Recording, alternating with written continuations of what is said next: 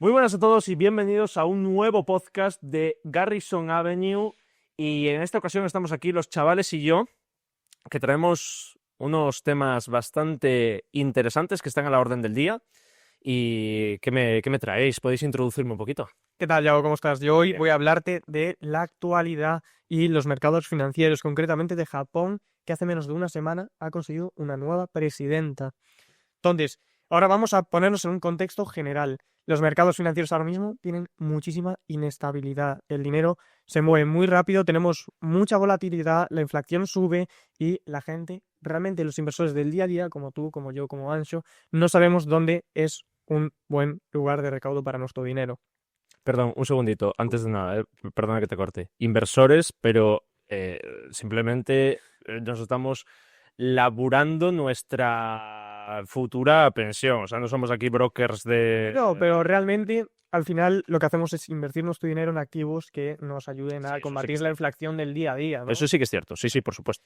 Entonces, conviene recordar una idea súper básica. Los mercados, al final, lo que nos miden no es el presente, sino el futuro, ¿vale? Lo que miden son expectativas de futuro. Es muy importante recordar esto, que es en lo que se basa el tema de hoy.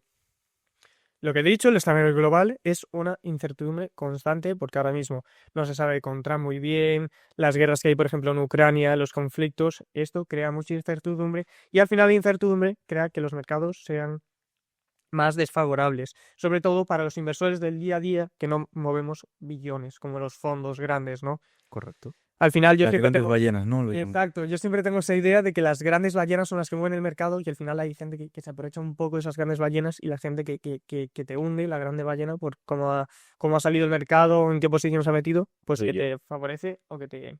o sea, eso es lo que pensamos todo el mundo. Si alguien cree, bueno, todo el mundo, si alguien cree en este mundo que las crisis no son provocadas, Hmm. No, no. va mal encaminado. Pero vamos No a ver. crees, al final las Yo creo que crisis sí. son los ciclos económicos. Por ejemplo, ahora mismo tenemos un ciclo que está llegando ya a su fin. Ya yo creo que va a haber un reajuste, por lo menos, entonces se verá. Sí, no te va a ver. Entonces, lo que ¿Quién se lo va a acabo- comer? acabo- Eso. acabamos Se de está marcar rifando. el final de una etapa excelente de dinero barato, de que podías meter en prácticamente cualquier fondo y ganar dinero. Podías meter en oro y hasta hace poco que tuvo un batacazo igual que la plata, pues podías ganar dinero. El SP 500 ha marcado un ciclo estupendo, al igual que el IBEX 35, que aquí en España ha terminado muy bien este ciclo. Pero tenemos ese repunte de la inflación, los bancos centrales se vieron obligados a reaccionar con la subida de tipos. Hasta al final encarece el dinero y empuja a que los inversores saquen su dinero del mercado, pues todo yendo hacia una recesión, yo creo. Debido al miedo, ¿no? Al pánico que hay Exacto. en el mercado. El crédito se encarece y al final lo que hacemos todos los inversores es movernos un poco a la renta fija, intentando proteger nuestras carteras, todos, ¿no? El franco Y, suizo, las exacto, letras del tesoro. exacto, el oro, franco El oro. suizo, El viene oro ahora reducido. mismo no. El oro, yo lo que estuve analizando estos días es que los metales están en un momento de mucha incertidumbre, o sea, quizás no se vio algo igual. Y ahora mismo, para refugiarme, yo no he invertido en metales. O sea, estoy invertido en empresas de comida. Empresas Yo no, muy del día a yo no creo día, que vaya por sectores. Al final, la empresa es un bien refugio cuando es una empresa grande, consolidada, con buenos números. Coca-Cola. No por ser un sector, vale, sí, justo esa, pues bien, es una gran empresa con grandes números, pero no creo que vaya por sector. De todas formas, lo que decía, que al final el capital no desaparece. Que Ancho lo saque Sí, por del oro y lo metan tal, no desaparece, sino se reajusta y esto, pues, em, sí, eso, una reasignación del capital, que al final se mueve constantemente. Ancho lo saca de aquí, pero lo meterá ya, al igual que aquel fondo que cambia este mercado por otro. Aquí viene lo importante. Los mercados que han perdido atractivo, por ejemplo, Europa y América. Y los fondos buscan nuevos mercados en los que buscar, pues, afianzarse, en los que estaban, pues, a lo mejor menos presentes. Concretamente Japón, que ha sido siempre una potencia económica desde siempre. Durante décadas sus mercados bursátiles quedaron relegados según muchas razones, como por ejemplo un envejecimiento poblacional y bajo crecimiento que reducen el atractivo de su mercado interno. Tengamos en cuenta que al final Japón es un 10% del mercado global, pero siempre está infraponderado en los ETFs, fondos, etcétera. ¿Qué significa esto, infraponderados? Que si al final Japón es un 10% de la economía mundial, en esos ETFs hay un 3% de Japón, lo que hace que estén infraponderados, ¿vale? Exactamente, eso mismo te iba a preguntar porque piensa que hay gente que a lo mejor nos puede escuchar y que no tiene ni puta idea de lo que es. Uy, las palabrotas, qué mal nos vamos a llevar, ¿eh? En este tremendo proceso. Bueno, pues que no tienen ni idea de lenguaje técnico de bolsa y eso mismo te iba a preguntar y bien por hacer ese apunte de, oye, esto es infraponderado. O sea que muy bien por ahí. Entonces, lo que pasa, está infraponderado sin ningún tipo de motivo. Al final, las empresas de Japón tienen cuentas muy sólidas, beneficios. Es verdad que no sacan esos beneficios de Japón, sino muchas de las multinacionales los sacan de fuera de Japón. Pero lo que pasa es que presentan unos números de economías estancadas, pero con su crecimiento tienen cuentas sólidas y esa infraponderación es simplemente porque yo creo que es más que no es un mercado de moda. No es el S&P 500, no es un DAX, no es un, ¿sabes? Es No muy son, nicho, no muy son nicho. todos los índices bursátiles de moda, entonces como no se ve, como el inversor, por ejemplo, nosotros de a pie no ve ese mercado atractivo, ya no introduces dinero, ¿no? Realmente no nos No introduces fijamos en mercado. mercados asiáticos Claro, hasta hace muy poco. exacto, justo. Realmente siempre nos hemos fijado en el mercado americano. Claro, en lo que nos dicen al final las narrativas, que es muy importante hablar de estas narrativas, las narrativas claves del S&P 500. Al final nosotros yo creo que también es por nuestra influencia occidental, ¿sabes? Al final no estamos influenciados por China más como estarán por Oriente y tal. Entonces siempre seguimos esa narrativa americana de la película de Hollywood y el mercado americano, ¿no? Hollywood, cuánto daño ha hecho, ¿eh? Pero qué bien se lo han montado. Sí.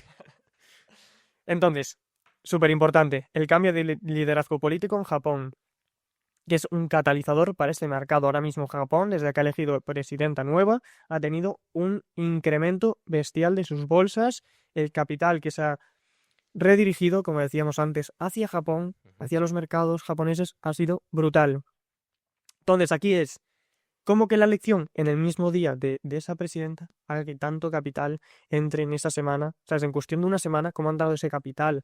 Al final no ha habido cambios reales. La presidenta no ha llegado y ha dicho esto y ha pasado eso inmediatamente. Exactamente. Al final, cuando elegimos un presidente, vemos a futuro, lo que hará en el futuro, pues cuando pueda tomar su tiempo para evaluar todo, tomar las decisiones correctas. Entonces, al final, eso es lo que decía al principio, que el mercado se basa en futuros, en expectativas futuras, ¿vale? Entonces, esta nueva presidenta parece que le ha gustado mucho a todo el mercado y le ha dado un empujón tremendo, la verdad, increíble. Eso mismo te iba a preguntar yo, ¿a qué carajo se debe el hecho de que esta presidenta, ¿vale? Haya hecho que las bolsas japonesas hayan... Simplemente no hace falta que tenga políticas económicas agresivas de, oye, vamos a implementar la producción en un tanto, vamos a crear tanto trabajo. No, simplemente la estabilidad económica que va a dar esa presidenta por sus políticas sociales y económicas ya son suficientes para que el mercado lo vea mucho más atractivo. Entonces, ¿qué ha pasado? La renta variable japonesa ha incrementado muchísimo, ha entrado muchísimo flujo de capital hacia él, ¿vale? Sobre todo el extranjero, ¿no? De Japón. El inversor de a día Japón ya supongo que invertiría en su propio mercado y tendría mucho más conocimiento de él, evidentemente. Pero ya los europeos y los americanos, los grandes fondos, están moviéndose hacia la renta variable japonesa como método de salir de este mercado ya un poco agotado, cansado de el S&P 500, de los índices bursátiles europeos. Sí, toca cambiar de aires. La reacción de los mercados ha sido inmediata allí, ¿vale? Más allá de la subida de precios, lo relevante fue el comportamiento del volumen, es decir, no hubo una gran escalada en precios de que la acción haya subido un 20% en un día, sino que ese flujo, ese capital, ese volumen ha sido muy grande, ha sido, la verdad, podríamos decir que una ballena ha entrado en el mercado, o varias incluso. Sobre todo, también indicando participación institucional, no es un dinero especulativo de corto plazo. Nosotros estamos hablando de que aquí a 2 semanas va a desaparecer ese volumen. Es un volumen que ha entrado para quedarse a largo plazo. Busca sobre todo una posición estratégica. Yo creo que más una diversificación entre un mercado pues occidental, oriental, pues puede moverse estratégicamente entre ambos. Vale, perfecto. Vamos ahora a hablar de la comparativa internacional y el efecto contagio. Es decir, al final, cuando tú ves desde tu casa, entras y ves a José Luis Cava diciendo que tal mercado ha dado una gran subida, ha entrado mucho volumen. Tú al final, ¿qué haces? Empiezas a investigar ese mercado. Ya Guanche empiezan a, oye, qué interesante este mercado que está subiendo, ¿no? Ahí lo que aparece es el efecto contagio. Que a ti te llama el mercado, empiezas a investigar y dices, oye, pues este activo del mercado japonés sí que me puede interesar, y ahí empiezas a comprar ese activo y a meter ese flujo de capital. Eso es muy importante porque al final empiezas a crear de nuevo más bola, añades a la bola del crecimiento del flujo de capital, se redirige y al final es una bola que va creciendo, va creciendo, va creciendo. Muy importante también, hay que tener cuidado, porque si al final las expectativas no se cumplen, al final la gente retira ese dinero, ese flujo de capital, lo que puede dar en una corrección. Por lo tanto, no es siempre tan bueno. Todo esto que viene, básicamente, Europa, problemas fundamentales de base, desde envejecimiento de la población, un crecimiento económico muy bajo y una dependencia energética muy alta, tanto de, pues por ejemplo, ahora Rusia no, con sus sanciones ya no se compra el petróleo ruso y etcétera, ni el gas, pero sí que es verdad que tenemos una dependencia energética súper grande de otros países. No producimos suficiente energía ni los recursos que necesitamos de uso diario, gas, petróleo, No me tires para de agua moverlo. porque entro en el tema prohibido. No, bueno. Entonces, al final, ¿eso qué lleva? Que los europeos también, pues los fondos europeos, el capital sobre todo hay que tener en cuenta el capital. Hablamos de capital europeo, se va a mover hacia otros mercados, como podría ser este japonés. Y una debilidad estructural de Estados Unidos que presenta acciones que no se corresponden con sus beneficios. Realmente hay acciones muy sobrevaloradas en el mercado americano. Increíble que haya ese tipo de sobrevaloraciones y que realmente no se corrija, no haya una corrección del mercado. Al final sigue subiendo, pero no se corresponden con sus beneficios el precio de esa acción. Esto nos lleva a que el capital quiera escapar de esto, que ya lo sabemos un poco todos.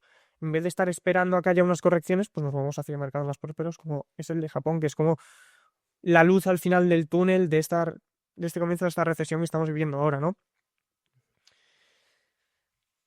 Tener en cuenta que no todo es bueno, hay cosas malas, evidentemente. Si no se cumplen con esas expectativas futuras y metemos todo con una expectativa de que va a crecer un 10% y crece un 5,5%, al final la gente retira el flujo. Esa retirada de flujo se convierte en una caída. Ya todos vemos un poco la caída, vemos el de recoger nuestros beneficios, sacar todo nuestro dinero y llevar nuestros beneficios a casa, y puede ser que lo mismo se haga al contrario, ¿no? Que haya una corrección muy grande.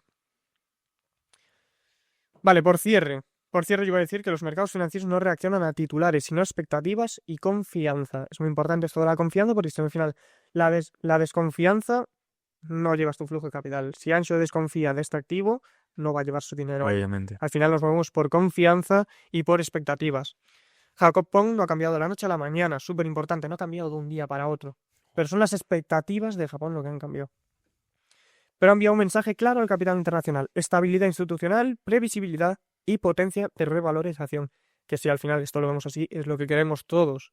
Queremos tener nuestro capital en un sitio que se va a revalorizar, que tenga una estabilidad política perfecta, que no vaya a tener problemas y que nuestro capital esté seguro. Para inversión en Venezuela. Kamikaze. Efectivamente, cuando estas señales todas se alinean, el dinero va para allí, el flujo de capital va para allí. Entonces, los mercados, al anticiparse, puede ser que venga un poco más tarde o un poco más temprano, pero por lo general vemos en Japón una progresión muy buena y que seguro que tendrá unos años muy prósperos. Vale. A mí me parece muy interesante preguntarte acerca de dos cuestiones. En primer lugar, si crees que esos inversores internacionales han infravalorado a Japón durante todos estos años, y luego, a raíz de esta pregunta, si Japón en un futuro podría volver a convertirse en lo que fue aquello en los años 90. Yo creo que sí, desde luego ha sido infravalorado por muchos, sobre todo yo lo digo incluso en mi situación, yo nunca me había interesado por los mercados orientales de ningún tipo y creo que tienen... Porque eres un roto. Sí, seguramente. No, pero creo que tienen un potencial muy grande y que desconocemos simplemente porque nos basamos solo hacia Occidente. Solo cruzar el Atlántico es lo que miramos realmente y no vemos lo que tenemos al otro lado. Incluso está más cerca de lo que pensamos. Entonces, sí, tienen una economía muy estable, con cuentas sólidas, gobiernos sólidos. Entonces, al final, lo hemos infravalorado todos y todas. Al final, los fondos no están completamente ausentes en ese mercado y creo que sí. Yo confío en que sí, que el crecimiento económico puede ser bastante grande. Al final, creo que ahora es una bola que ya hemos empezado de, oye, Japón, Japón, Japón, y al final todos vamos a meter un poco de flujo, pues en mayor o menor medida, todos nos interesamos un poco más. Entonces creo que al final eso simplemente ayuda en especulaciones a que el mercado de Japón aumente. Entonces sí que creo que puede volver a ser la prosperidad que tenía en los 80, en los 70. Ujú.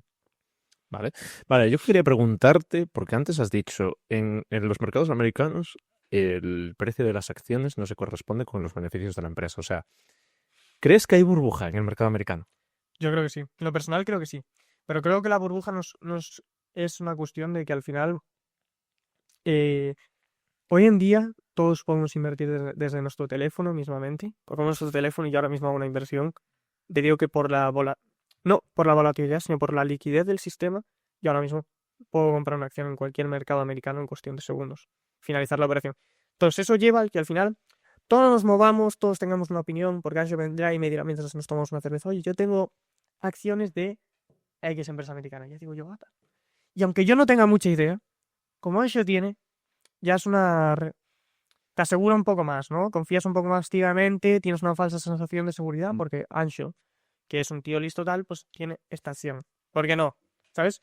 Entonces al final todos contribuimos a crear esa burbuja de empresas que vemos como las grandes multinacionales americanas, que realmente no sabemos sus cuentas, no sabemos si tienen beneficios o tienen pérdidas, no sabemos si Nvidia tiene beneficios o tiene pérdidas.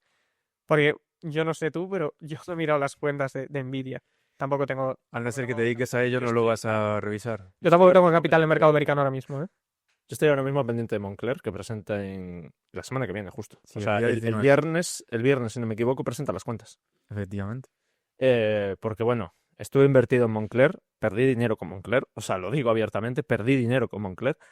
Y esto, obviamente, nada de lo que digamos aquí es consejo de inversión. O sea, quiero dejarlo claro, es simplemente una o más que una intervención, una opinión o un análisis sobre lo que ocurre ahora mismo en el mundo de los mercados y que nadie tome esto como un consejo de inversión porque es muy subjetivo. Nadie te puede decir que entiende de bolsa porque quien te diga que entiende de bolsa te miente.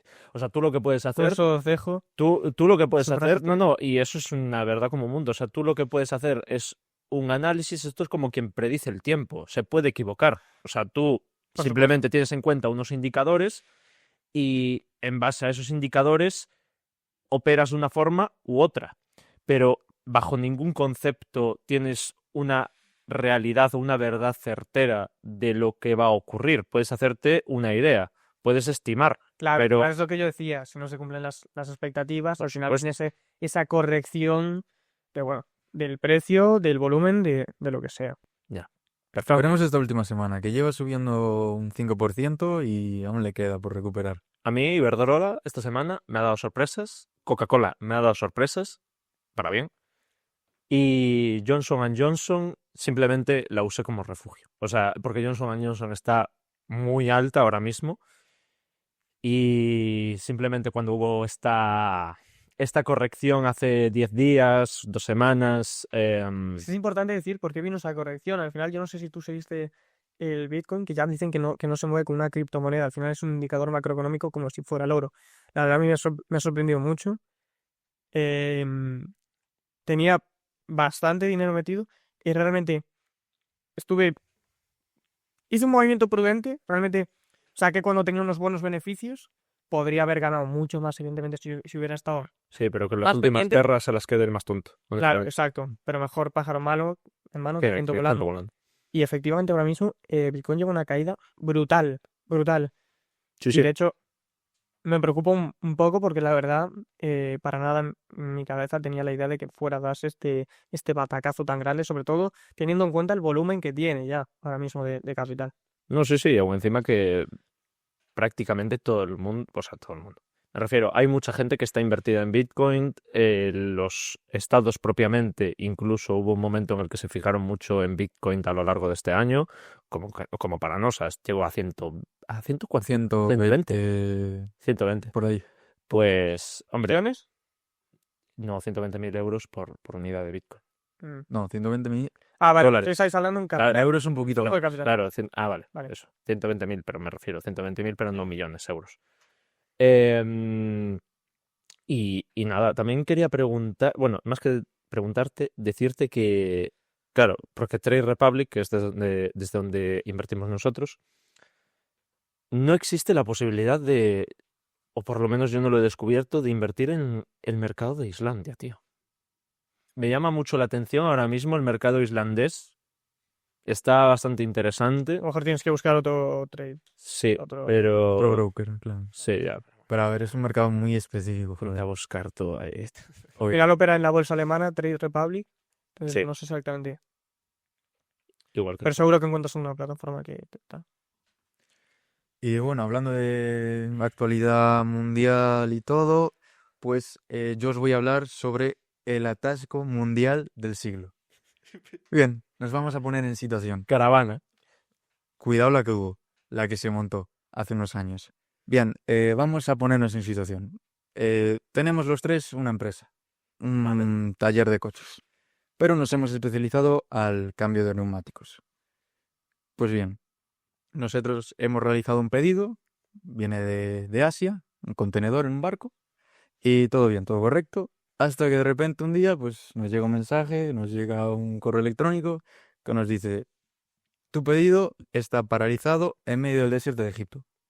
Pues bien, esto es lo que pasó en marzo de 2021, cuando un simple error de cálculo paralizó alrededor del 12% del comercio mundial. Cuidado. Sí, que es Lo que le pronto, costó... pero bueno, el 12% es bastante, ¿no? Hombre, ¿cuál era el porcentaje que se movía por mar del comercio mundial?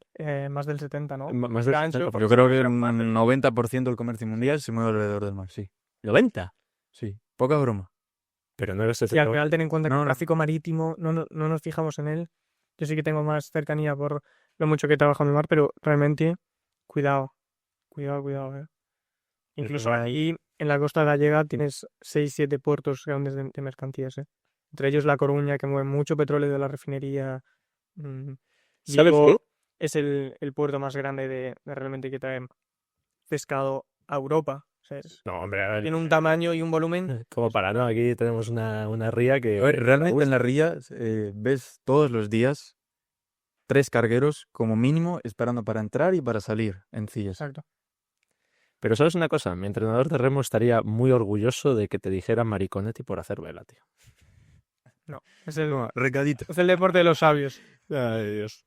Bien, volviendo Bueno, al tema. los remeros no tenemos esa opinión. No pasa nada. No es el tema de hoy. Vamos con eso. Esta paralización del comercio mundial le costó a la economía 400 millones de dólares por hora. Por hora. Por hora. Cuidado. No para todos los Y bolsillos, desde luego. hoy vamos a hablar del caso del Ever Given, que se trata de un portacontenedores que casi hunde la economía mundial. Y lo más importante, de cómo una ley de la época de los romanos se aplicó hoy en día. Ah, y esto no pasó en Europa. A ver, porque somos expertos en regulación. Sí, Europa, por lo que es, claro, una ley. eso no nos interesa. Pero Claro. Muy bien. bien, nos ponemos en situación. 23 de marzo de 2021. El Ever Given no es un barquito cualquiera. Es un portacontenedores de 400 metros de eslora. Lo que sería equivalente al Empire State tumbado o a 4 campos del Real Madrid, Santiago Bernabéu, en fila india. Un buen bicho. El buque viajaba desde Malasia hasta Países Bajos y durante el trayecto pues tuvo que cruzar el canal de Suez, esa autopista por donde pasa casi todo lo que compramos. Pues bien, ese día había tormentas de arena, fuertes vientos y de un momento a otro, ¡boom!, el barco quedó encallado. Proa hacia Asia y popa en en África. Literalmente, el barco tapó el mundo. Hostia, ya. Gracias a eso, vale, ya me ubico. Hubo Hostia, estuvo como una semana o más sí. dando por el culo ahí, 7 días, sí. Y hubo un montón de memes porque se veían imágenes de cómo una excavadora estaba intentando empujar al tremendo buque, que a saber cuántas toneladas pesa eso, Muchísimas, demasiadas. y intentando empujarlo por la proa a ver si conseguía algo. Y bueno, pero poca broma con esto, porque había 400 barcos haciendo cola en medio del mar. Ya os podéis imaginar, llenos de petróleo, comida, compras en Amazon. Y fue el atasco más caro de la historia, ya que según la revista Joyce List, que es una revista especializada en el transporte internacional, pues estimó que el comercio retenido por el carguero varado tuvo un valor de 9.000 millones de dólares en pérdidas. Una calderilla, tío. Qué va, hombre. No es hostioso. Aquí en España no solo el dinero. Claro. Bien, ahora viene el drama. Después de 6 días en los que los remolcadores estuvieron trabajando a fuego para desencallar el barco, lo lograron. Todo perfecto. Pues no. La autoridad del Canal de Suez, el gobierno de Egipto, dice, oye, un momento. Este barco me ha roto el canal. He gastado millones en remolcadores y he perdido dinero por los peajes de los barcos que no han pasado. Así que alguien me tiene que pagar esto. Así que anunciaron que el barco había sido embargado por orden judicial hasta que la empresa propietaria del barco no le pagara 900 millones de dólares. ¿Cuántos tenía que poner la armadora? 900 millones de dólares. 900 millones de dólares. Básicamente, a que nadie se mueva de aquí hasta que a mí me paguen mis 900 millones de dólares. Está Y tonto aquí, el niño, ¿eh? y aquí es donde nos explota la cabeza a la gente de a pie, que es que tú que tienes una empresa y has traído productos hacia aquí, tú no has elegido el barco, mucho menos lo conduces y no has elegido al capitán. Tú no tienes la culpa absolutamente de nada. Pero la naviera te dice, si tú quieres, pongamos el ejemplo de tus neumáticos, tus productos, tus camisetas, nos vas a tener que ayudar a pagar la multa. Bien, ¿cómo sucede esto? ¿Por qué debo yo pagar esto?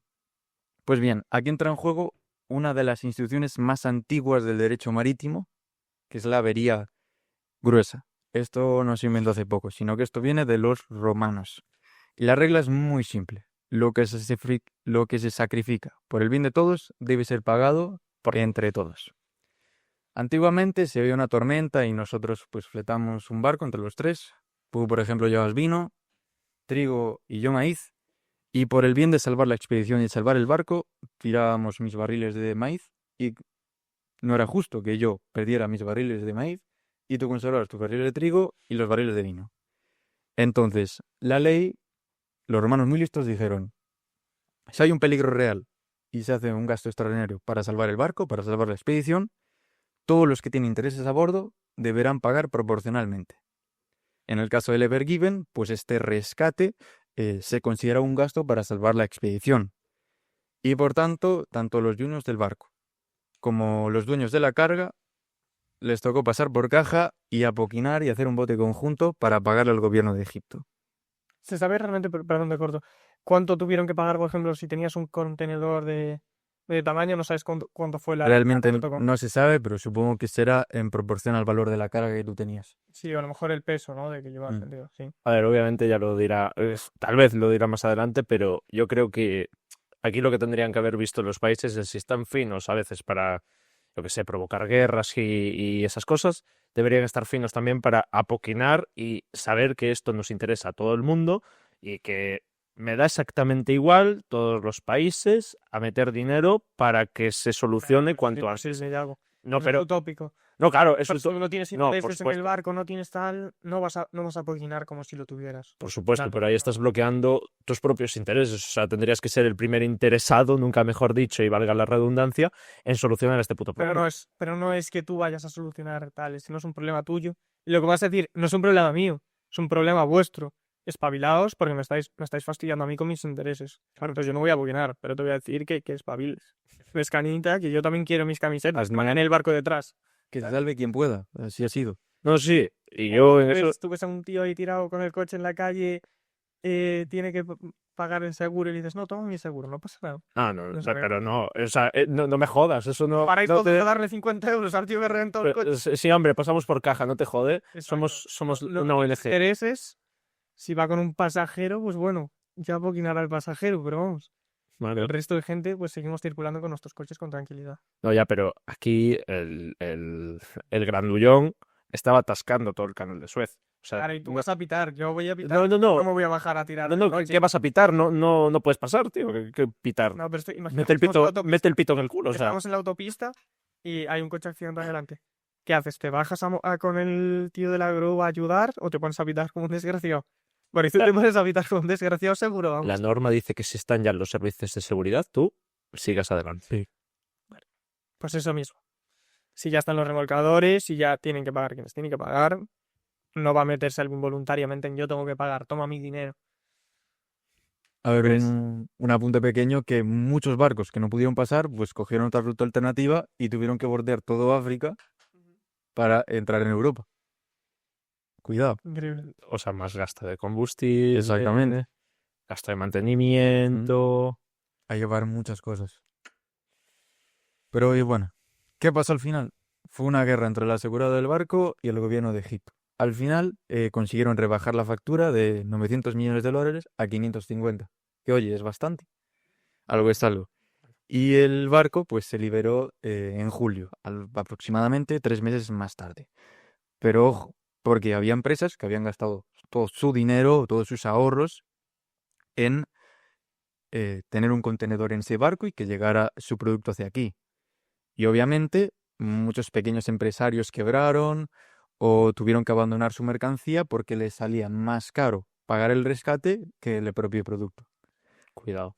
Así que en un futuro, pues obviamente, si tienes una empresa o cualquier cosa y realizas un pedido de tales medidas, pues reza para que no haya una avería gruesa, porque si no te tocará pasar por caja. No, es que lo peor de todo, algo que no depende de ti, o sea, que no depende de ti en absoluto, con solo 7 días es suficiente para que te vayas a la mierda, incluso menos.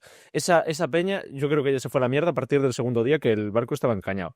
O sea, encallado en Sí, todo el claro, canal de Suez. claro. Pero... Realmente las pérdidas son alucinantes. Imagínate para un pequeño empresario que, joder, necesita su pedido en 2 días, 3 días y se le retrasa una semana. No, claro, o sea, yo estoy en la piel de ese que para el grande... ¿Cuánto fue el retraso total? ¿Sabemos? Fue 6 días, una semana más o menos. Entre el encallamiento más cuando lo embargaron, justo. Exactamente, sí. Bueno, Claro, yo decía el total. El- Oye, te embargo, ¿cuánto tiempo estuvo embargado en Egipto el barco? 3 meses. Vale, ahí te hace una diferencia. Vale, no. Perdiendo mucho Es que dinero. yo ya no digo por el tema del grande, que el grande sí, también es una putada. Tienes ahí toda la mercancía paralizada, pero es que el pequeño, tío. O sea, el grande dice, bueno, una mala gestión, mala suerte, lo que sea, vale. Claro, el pequeño empresario desde luego se Pero el multiplica. pequeño, lo mataste, punto. No, no tienes más. Ya, pero al final, por muy moralmente o éticamente que nos parezca mal, es un riesgo que tienes que asumir porque imagínate que esa avería la tuviera que pagar enteramente la naviera. Entonces, la naviera, si tú quieres llevar un contenedor en mi barco, pues vas a tener que apoquinar más dinero porque al final quien va a hacer frente a los riesgos soy yo. Ujú. Entonces, también es una manera de cubrirse Y de rebajar y de, costes a lo mejor, ¿no? efectivamente, para que todo el mundo, entre comillas, pues pueda tener un contenedor en su barco sin tener que pagar una millonada. Vale, yo quiero hacerte una pregunta. ¿Qué pabellón llevaba el barco? ¿Sabemos? Panamá. Panamá. Era una mezcla muy interesante. El barco era construido por una empresa japonesa, lo operaba una empresa taiwanesa, bandera de Panamá y tripulación india. Una mezcla, un cóctel un tanto curioso. Vale, pues quiero preguntarte, al final estos barcos se aprovechan del pabellón de conveniencia de pagar, pues, Sí, a ver, al final, unos impuestos que deben ser paupérrimos, o sea, ínfimos, deben pagar muy poco, porque en esos Son- barcos realmente, comparado a lo que pagarían si tuvieran un pabellón español, un pabellón Prepárate, francés, alemán, prepárate. etcétera. Entonces, quiero decir, al final, se aprovechan de que no pagan impuestos en nuestros países, a pesar de operar en ellos, etcétera. Y después, aparte, se aprovechan de la avería gruesa. Eso al final es algo que, al final parece que se aprovechan un poco de más, ¿no? obviamente sí, pero son las reglas, a mí me parecen las reglas del juego. Moralmente o éticamente no me parece bien, pero al final las reglas del juego son así y cada uno juega con sus cartas y debe aprovecharse de ellas. En Panamá, pues muchos cargueros, muchas navieras utilizan su bandera, ya que tiene unos costes fiscales muy pequeños, no tiene salario mínimo, por ello pues no gastan demasiado dinero en los salarios de los trabajadores, de las personas de a bordo, y pues lo que decía antes, al final eh, la avería gruesa es una medida también para que estos pequeños empresarios, pequeñas empresas, pues puedan tener un contenedor en el barco, en el carguero, sin ser unos gastos extremadamente altos. Al final se trata de atraer esa oportunidad a las pequeñas empresas. Claro, al final te iba a decir que al final ahí tiene el riesgo de que realmente compartes el riesgo, pero si esa expedición hace un beneficio grande, no compartes esos beneficios. Claro. Ahí te iba a decir, pero claro, creo que ahí está el fundamento de todo, Entonces, que al final la oportunidad de rebajar un poco el coste para que todo el mundo pueda meter un contenedor, que realmente nosotros lo estuvimos viendo cuando acabamos de llegar a Dubái, que realmente cuál era el coste de traernos un coche de allí, porque es eso de que hay los gurús de traerse coches de Dubái, porque bueno, sale mucho sí, mejor y la exportación y tal, pero realmente perdona que te corte, ¿eh? Perdón, pero de los gurús voy a traer yo un tema un día, que los Sí. tengo investigaditos.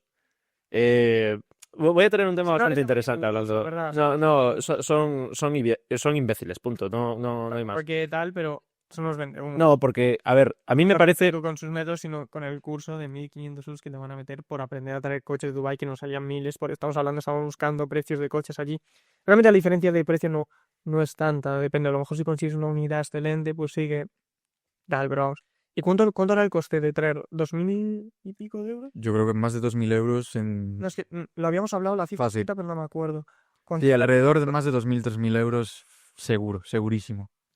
Claro, pero yo a lo que me A refiero lo mejor para un... es que yo estoy a favor de. Mira, si tienes un producto. O sea, el producto a lo mejor puedes venderlo bien, pero a lo mejor no es todo lo bueno que tú crees, ¿vale? Y puedes equivocarte y no pasa absolutamente nada, rectificas, ves cómo puedes mejorarlo. Ahora bien, es que a esta gente ya se le ve el plumero, ¿eh? O sea, se le ve desde lejos porque, tío, van hacia un público en concreto. Que, a ver, eso es una regla de venta y de marketing, no definir tu público objetivo, pero es que aquí van a mala hostia. Y claro, hablamos de ellos. Sí, vale, porque vemos que quizás a nivel moral no son tan correctos. Hay otras empresas grandes que a nivel moral tampoco son tan correctas. El mercado es así, nadie lo va a discutir. Ahora bien, ¿es lícito el hecho de que tú lances una propaganda tan agresiva hacia personas, hacia gente joven, que se agarran a un clavo ardiendo con tal de salir de la porquería de situación en la que viven? O sea, esa es mi gran pregunta. La verdad que eso tiene horas de debate. Yo creo que eso es tema para otro podcast. Claro. realmente. No. Para profundizar en otro podcast, porque podríamos estar debatiendo eso una hora. Claro, o sea, pero Desde luego, al final, no es algo que podamos aquí decir la licitud de ello.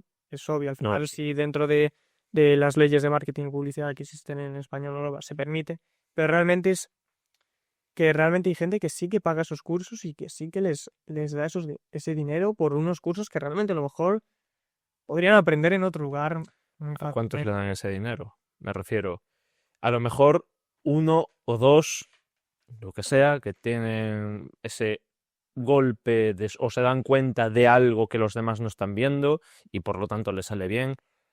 Pero claro, la gran mayoría no es así. Eso es algo que me fastidia mucho porque A mí me parece que en los últimos años el término formación se ha prostituido muchísimo.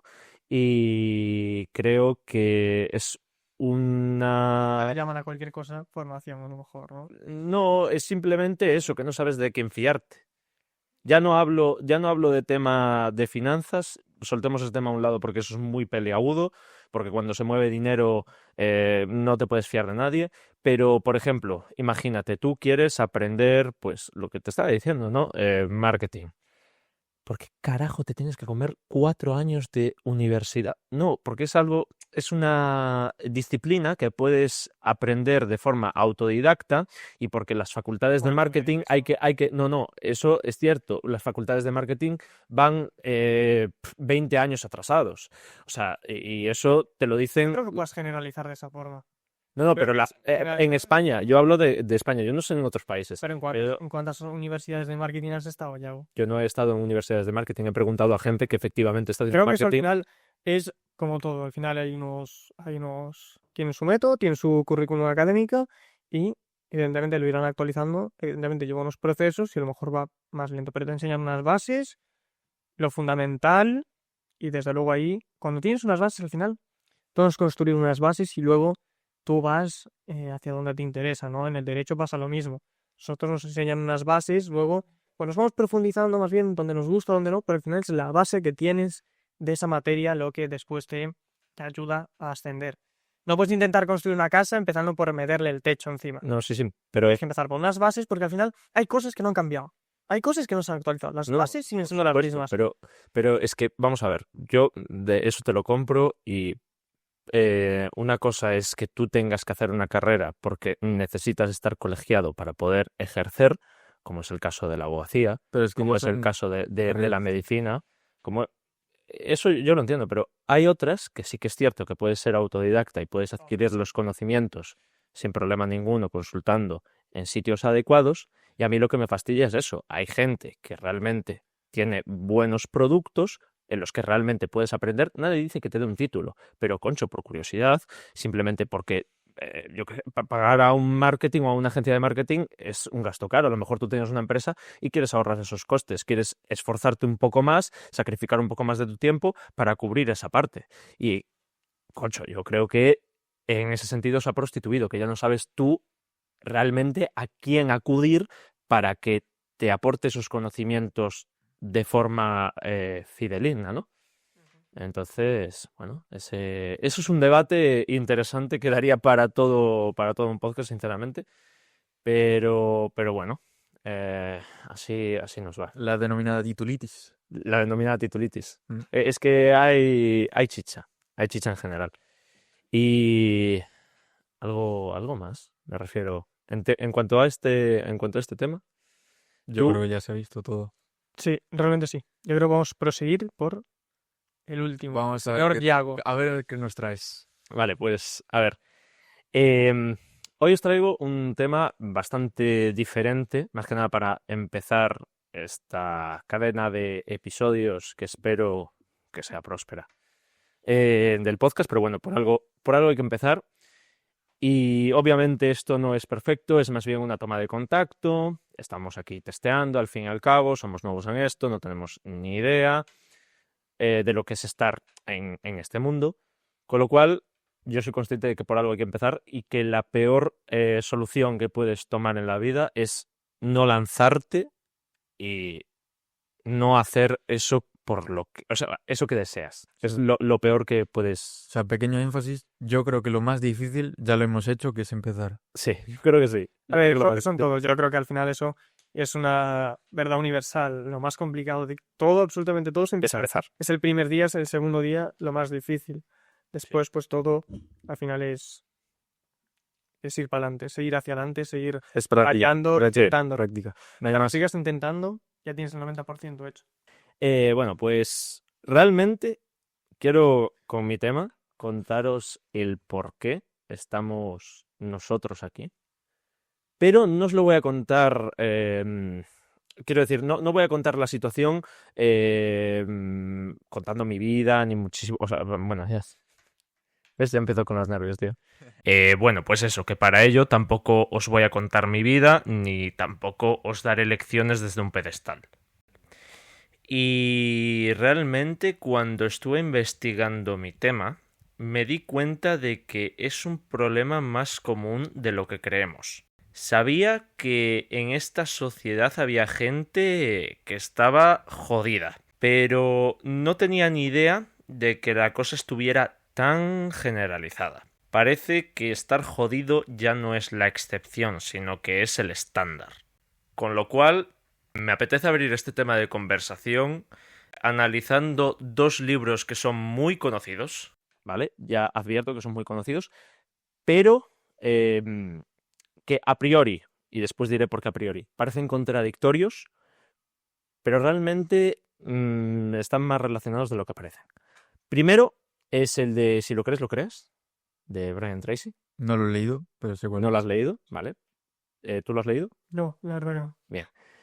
Y segundo, El hombre en busca de sentido, de Viktor Frank. ¿Tú lo has leído? Sí. ¿Tú lo has No leído? completo, pero sí. Vale. Bien, ¿qué podéis sacar conclusiones de esos libros? ¿Os han gustado?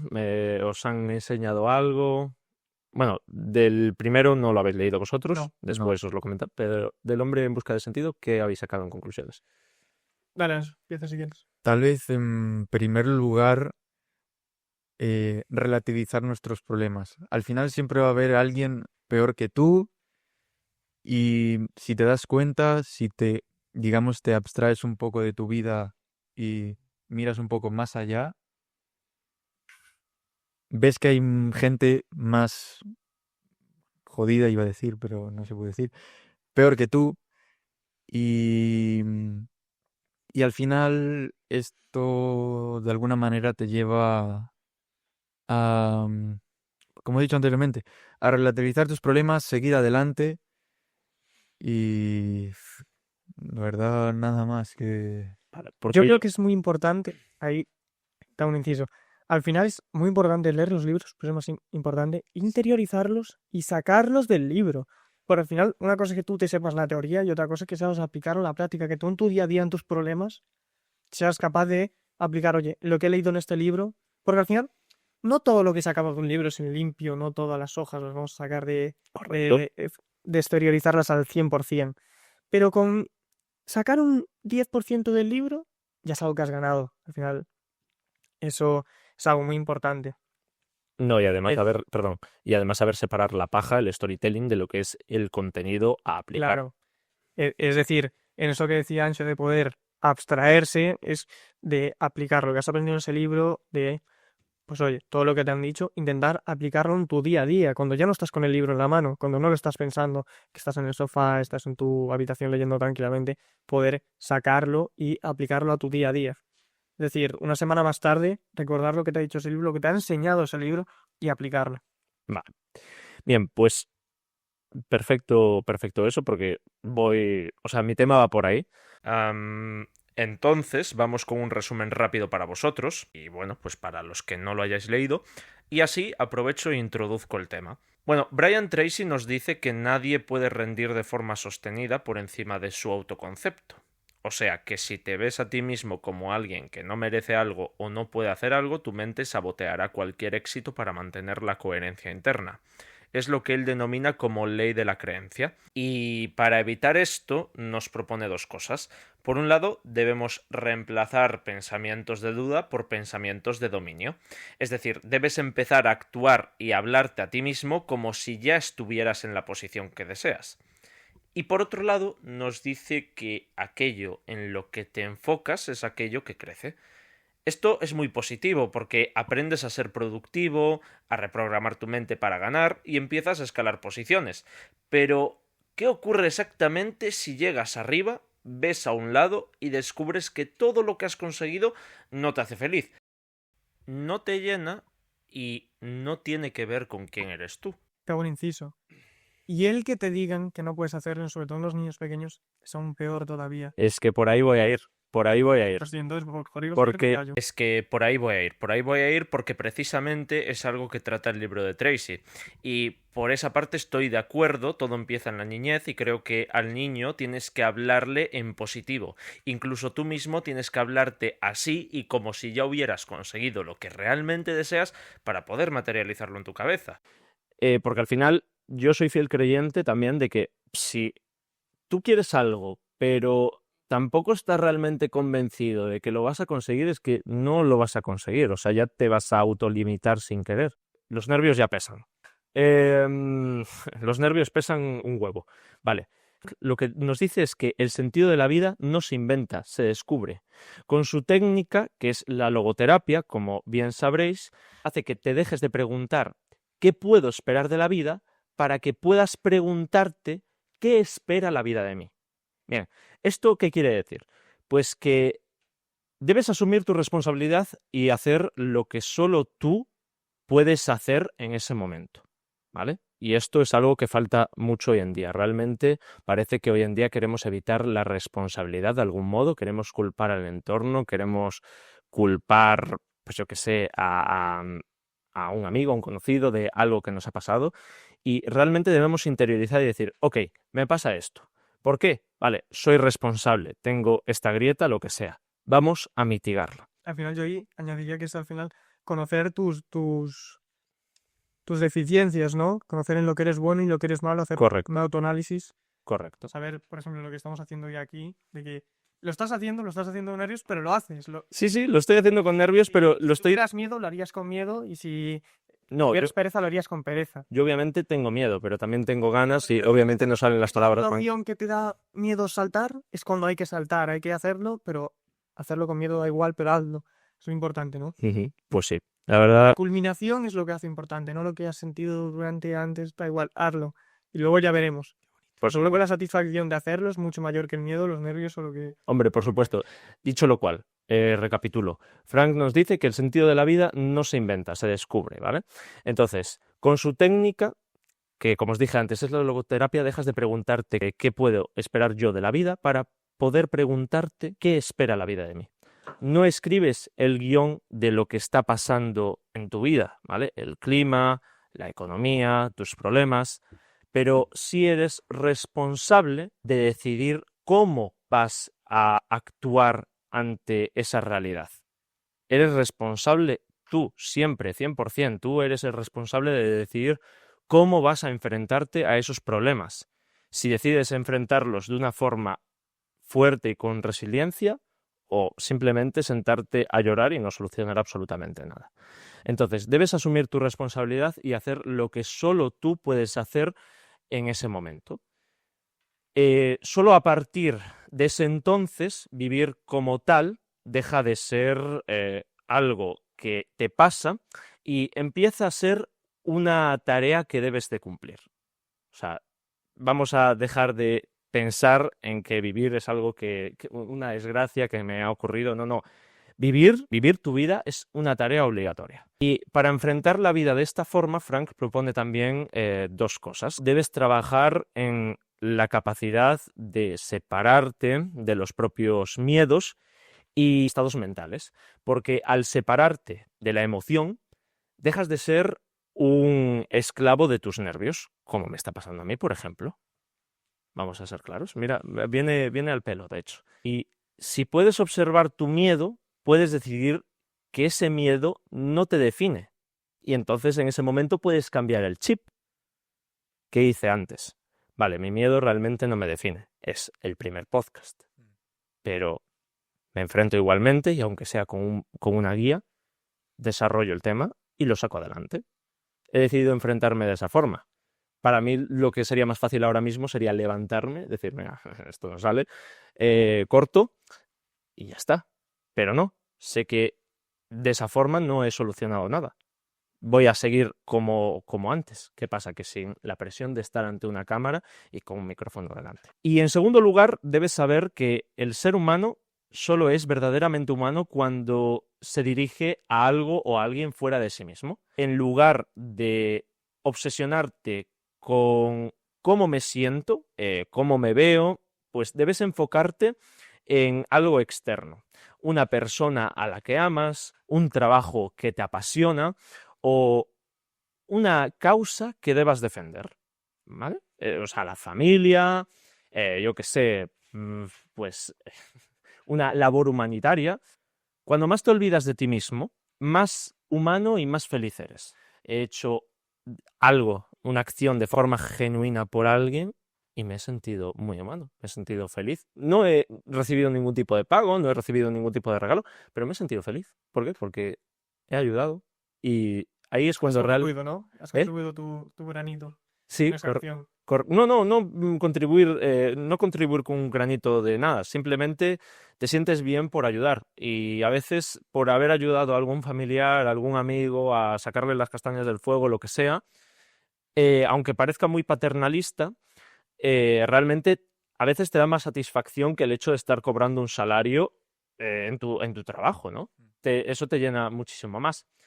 Por ejemplo, cuando trabajas en algo, no lo hagas pensando en lo que vas a ganar con ello. Hazlo pensando en qué voy a aportar al mundo con este invento, con este trabajo, eh, con mi empresa, qué voy a aportar al mundo. No pienses en, mira, y voy a hacer, que está bien el ganar dinero y todo eso, pero yo creo que cuanto más piensas en el dinero cuando estás haciendo una cosa es cuando más tarda en llegar, porque realmente estás obcecado y no estás pensando en otras cosas que son necesarias y que no estás teniendo otra visión, simplemente estás pensando en el dinero. Entonces, obviamente, busca un equilibrio entre el aporte y la ambición, porque somos humanos y la ambición es lo que ha creado el mundo tal y como lo conocemos hoy en día, pero al igual que antes, abogar solo por la postura de Tracy, que era peligroso, pero abogar por la postura de Frank también es peligroso. ¿Por qué?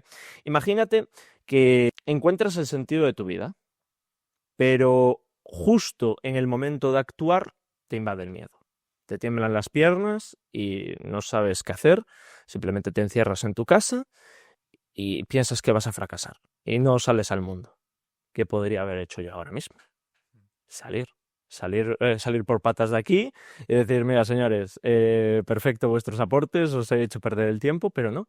Eso a mí me pesa más y yo digo, por mis huevos, que va a salir esto. Salga como salga, me da exactamente igual. Es el primero. Es lo que hay, somos humanos y de algún modo hay que mostrar también nuestros defectos, mostrar que efectivamente no todo es perfecto y esto también es un modo de decirle a la gente, oye, no tengas miedo porque realmente es un tramo por el que vamos a tener que pasar todos Ya ha pasado antes todo o el mundo. después. Entonces, no debes preocuparte por eso.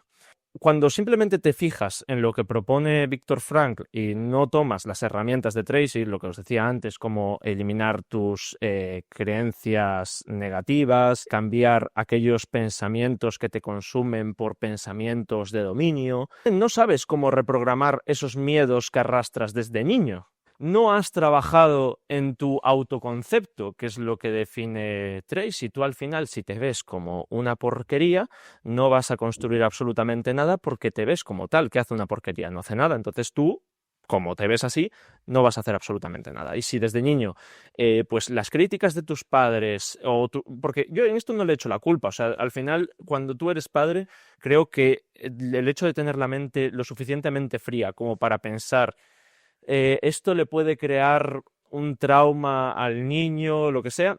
Tú no estás pensando en eso, tú estás pensando en educarlo porque lo quieres y no quieres que salga un degenerado, honestamente. Entonces, claro, no te paras a pensar, pero es importante tener en cuenta que las palabras, cuando le decimos a nuestros hijos que son pequeños, que son esponjas, las palabras que le decimos calan mucho y a la larga pueden desarrollar diferentes trastornos que le van a afectar en el desarrollo de su vida útil.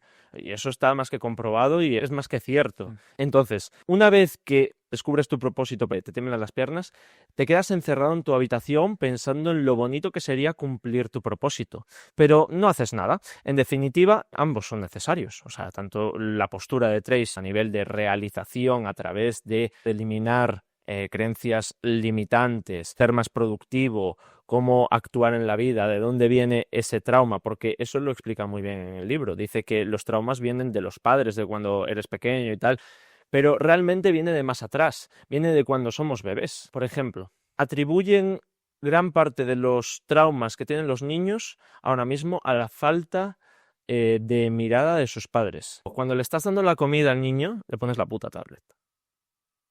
No lo estás viendo. Sí, cierto, yo soy muy en contra de eso. De hecho, mítico que vas a un restaurante y el niño viendo Peppa Pig al volumen que da la tablet es lo peor que hay. Pues precisamente, cuando tú estés en un restaurante y ves a un niño con la puta... Es que la madre no lo está viendo. Y el niño, eso, aunque realmente sea un bebé y su cerebro no asimila, el niño sabe perfectamente que hay algo que no cuadra. Al igual que la guardería. Saco esta tesis de José Luis Marín, que es un psiquiatra. Dice que las guarderías es otra forma de abandono, de algún modo. O sea, ¿por qué? Porque realmente a nivel primitivo los padres han cuidado siempre de sus hijos, no los han enviado a una guardería. Entonces, Creo que eso a veces sí, creo que se puede tomar sí, demasiado tal, al pero final, que no es parte del malo, no es trabajo. malo. Al final, exactamente, voy a eso. El problema es que no tienes otra solución. ¿Qué haces? Tú tienes que trabajar, tú tienes que llenar la nevera. Y de algún modo no puedes estar pendiente del chaval. Pero también debes tener en cuenta que hay pequeños problemas que les estás generando implícitamente. No es tu voluntad, pero sin querer lo haces. Voy a lo de Brian Tracy, que dice, si tú quieres, si lo piensas muy fuerte y empiezas a trabajar en ello, lo consigues. Y yo te digo, sí, pero con un matiz. ¿Por qué querer no siempre es poder? Pues la psicología comercial de Tracy, porque en algunos casos creo que es bastante comercial en el libro, nos dice que basta con cambiar el pensamiento para cambiar la vida. Y el señor que os mencionaba ahora, José Luis Marín, dice que no, que eso es un mito. Si tu hardware está dañado, tu software, que son tus metas, no pueden ejecutarse. El cerebro, cuando tú eres pequeño, es totalmente inútil. Es totalmente inútil, es simplemente una esponja. Tú estás recibiendo información del entorno, pero es inútil. Tú realmente no sabes razonar qué está pasando. Pero como determinados comportamientos los transmitimos genéticamente, sabemos que algo no cuadra. Lo que vuelvo a repetir, no es culpa de los padres, no es culpa es simplemente porque no tienes otro remedio. Realmente es culpa de un sistema que quizás no está tan adaptado y bueno, que es una utopía, ¿no? Pero es importante tener en cuenta estas cosas para que después a la hora de educar no cometas ciertos errores que después en el desarrollo de una infancia puedan costar caro. Realmente, vuelvo a repetir, tú quieres educar a tu hijo porque lo quieres, no quieres que salga un degenerado, pero no te estás parando a pensar qué efectos puede tener esas palabras, ¿no? Entonces, esto no se trata de una creencia limitante, que se borra con una afirmación positiva, como os decía antes. Se trata de una configuración biológica de supervivencia. Si en las etapas críticas hubo abandono o falta de atención, el cerebro interpreta el mundo como un lugar hostil. Y no es una creencia limitante, que se borra con una afirmación, como dice Tracy. Porque las palabras van a la parte racional del cerebro, pero el trauma y la configuración de supervivencia están guardadas en la parte más primitiva del cerebro. Y en el cuerpo, que es el sistema inmunitario, biológico, hormonal. En resumen, decir que alguien debe simplemente eliminar sus creencias limitantes es un poco ignorante porque el problema viene de atrás. Entonces, lo importante no es poner tu pasado como excusa de absolutamente nada. Lo importante es conocer tu pasado para saber cómo puedes arreglar el presente. Si tú tienes un trauma, lo importante es saber de dónde viene para poder trabajar sobre él y evitar que pueda limitarte a lo largo de tu vida. Y yo creo que poco más hay que mencionar por aquí. Vale, yo quiero hacerte una pregunta respecto a este tema. Al final, yo creo que sí que es cierto que hay que conocer bien el pasado y lo que se hizo mal para poder arreglar lo que sentí lo futuro, ¿no? Pero al final creo que no lo es todo eso. Al final creo que hay que coger y hacer eso, lo que dije antes, una autoevaluación de uno mismo, saber tus fuerzas, saber en lo que pecas un poco más y a partir de ahí tirar para adelante. Al final es todo intentarlo, es persistencia, eso lo dice todo el mundo, es persistencia, al final es intentar una vez, dos veces, tres veces hasta que sale. Y creo que al final es verdad que los padres tienen un factor muy importante. Creo que los de la guardia son muy rebatible. Creo que, bueno, al final las guardias son una necesidad, porque al final Sí, hoy en día es una eh, necesidad. Pero que los sean- padres no disponen del tiempo que quisieran. Claro. Estoy seguro que les encantaría dejar su trabajo y dedicarse al completo. Claro, es que yo voy a eso, Claro. no es posible, o sea, es una sociedad totalmente utópica eso que se propone, Claro. porque realmente tú no puedes dejar de llenar la nevera o de ir a ganarte el sueldo, Al final puedes dejar de ir a porque, trabajar. claro, una cosa lleva a la otra, sinceramente, y si no ganas ese sueldo, ¿cómo carajo alimentas a esa boca nueva que tienes Creo que en tu tiene vida? más pecado que eso, pues los teléfonos desde muy, muy temprana edad y tal. Creo que eso hay que evitarlo. Yo, de luego, si tal, intentaría evitarlo en el futuro. Sí, yo creo que eso es lo peor que puedes hacer. Bueno, los teléfonos, yo considero que hasta determinada edad a un niño no le deberías dejar. O sea, por ejemplo, mi primer contacto con un teléfono, sin exageraros, fue a los 10 años y me pareció, bueno, teléfono tablet, ¿vale? Porque yo el teléfono no lo tuve después hasta los 14 años. Sí, yo por ahí. O sea, mi primer teléfono fue a los 14 años. Fue relativamente tarde con respecto No caigo en la edad. al resto de mis compañeros, porque yo me acuerdo que el resto de mis compañeros tenían, yo qué sé, lo tenían a los 11 años, 10 años incluso. Es yo. una animalada que vaya al colegio de primaria con un móvil. Me parece que como padre no puedes... No puede ser, no puede cuadrar. Incluso pensando en la seguridad de oye, me puede llamar. Creo que nunca vas a tener el tanto beneficio como al final, como lo malo que puede traer, ¿no? Y aquí también entra nuestro amigo Pedro Sánchez, que al parecer quiere... Prohibir las redes sociales solo no lo diréis. Bueno, eso ya es un tema escabroso. Sí. Es un tema. Sí, podríamos entrar, pero creo que lo convertiríamos ya en algo que no queremos. Vamos limitados de Pero bueno, no lo veo una mala medida. De todas formas, la verdad, creo que hay que tener cuidado al final las redes sociales, pues con los tal. Es verdad que es un caso de cada 1000, pero lo de Sánchez, lo que propone él. sí. Pues a mí me parece una salvajada, tío. Tú tienes que preocuparte en educar, ¿no? Mira lo que pasó con Sí, Sandra. y mira lo que pasó, con la ley seca. El problema viene en la educación, no viene en prohibir Sí, una red pequeña social. cosa. Es igual que el otro día cuando hablábamos de hay ideas que se deben prohibir. No, tío, si tú prohíbes una idea, vas a hacer que la gente en la clandestinidad pueda simpatizar con esas ideas, porque nos estamos olvidando de algo, somos seres humanos. Y el ser humano, de forma innata, tiene una curiosidad muy grande hacia lo prohibido. Entonces, si tú prohíbes esas ideas, mira lo que pasó con determinado pintor austriaco, ¿vale? Si tú prohíbes esas ideas, tío, vas a hacer que la gente simpatice de algún modo, porque está prohibido y a ti te atrae. Sí, A ti la cuando, prohibida. cuando de pequeño te dicen, oye, no entres ahí porque es peligro, tú dices, quiero ver qué hay. ¿Quieres entrar? Quiero entrar, quiero ver qué hay. Entonces, yo creo que lo mejor es confrontar las ideas, en el caso de las ideas, y no prohibir, sino educar en cuanto a las tecnologías a los chavales. Yo creo que la labor es más educativa que no de prohibición. Tú prohibiendo no consigues absolutamente nada. Mira la ley seca. Se consumió más alcohol. No hubo periodo que se consumiera más alcohol en el mundo que con la ley seca. Mira tú lo que funcionó. Entonces yo creo que la labor es más pedagógica que no el hecho de prohibir y ya está. Y después, bueno, si nos fijamos en la dopamina barata a la que estamos sometidos que nos impide ser productivos, tío, estamos atontados. Yo el primero, o sea, yo me incluyo. Yo lo noto sobre todo al estudiar, o sea, en temporada no de exámenes, sí que yo creo que abuso del móvil, 4 o 5 horas, que tampoco me parece una absoluta burrada, pero... A mí me parece... Yo tengo miedo, ¿eh? O sea, me refiero, yo después cuando voy al registro Yo por miedo. y lo veo, yo me echo las manos a la cabeza y digo, me cago en mi Sí, puta. parece que no, pero al final... En la concentración, dejarlo ¿no? para estudiar.